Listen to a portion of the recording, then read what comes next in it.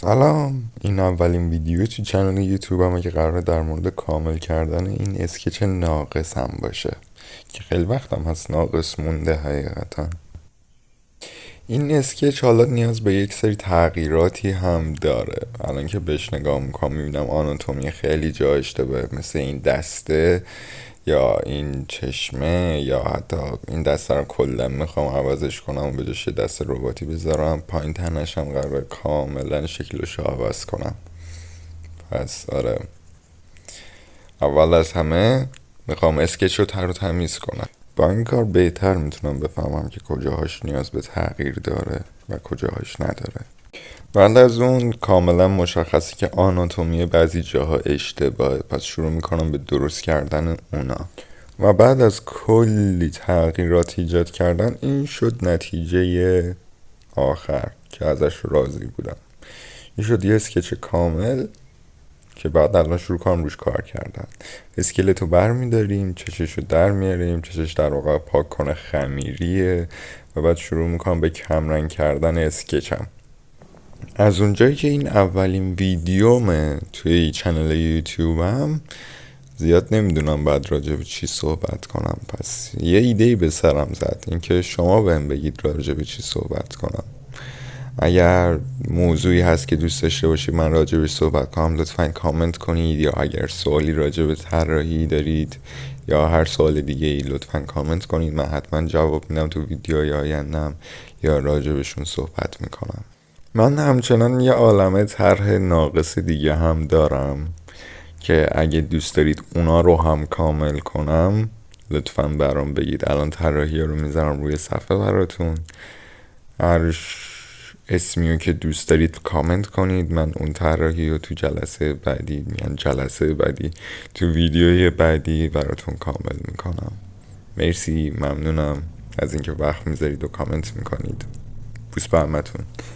بعد از اون هم نوبت میرسه به لاین آرت ها که بعد از اونم اسکچ رو پاک میکنم و شروع میکنم رنگامیزی.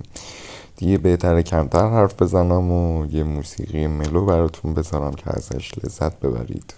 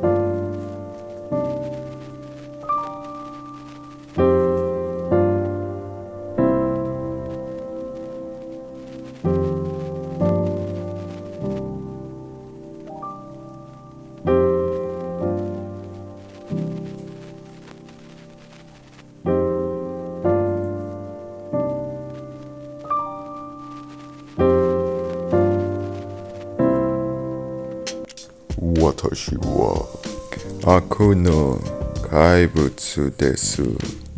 امیدوارم که از این ویدیو لذت برده باشید و منتظر ویدیوهای آیندهم بمونید. مرسی از اینکه ویدیو رو دیدید. بوس به همتون. بای.